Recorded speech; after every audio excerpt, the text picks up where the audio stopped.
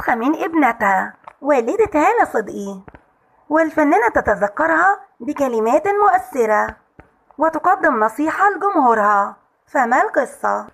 تذكرت الفنانة هالة صدقي والدتها بكلمات مؤثرة ومليئة بالاشتياق والحب، وذلك بعد أن شاركت الفنانة هالة صدقي صورة بتجمعها بوالدتها اللي ظهرت فيها الفنانة هالة وهي طفلة صغيرة بجانب أمها، وظهرت والدتها وهي تشبهها إلى حد كبير كما علق المتابعين. وعلقت الفنانة هالة على الصور قائلة: زي النهاردة فقدت أجمل وأهم شيء في حياتي، فقدت صاحبتي وحبيبتي، أطيب وأجمل أم في الدنيا، ومهما حاولت أصطنع إني سعيدة إلا إني حقيقي مش قادرة أحس بأي فرح أو نجاح من غير وجودها جنبي. حقيقي فراقها كسر ظهري، مفيش لحظة بتعدي إلا وهي معايا، وبعد 4 سنين مش قادرة أفتح دولابها ولا شنطتها. ونصيحة: قضوا أطول وقت مع أمهاتكم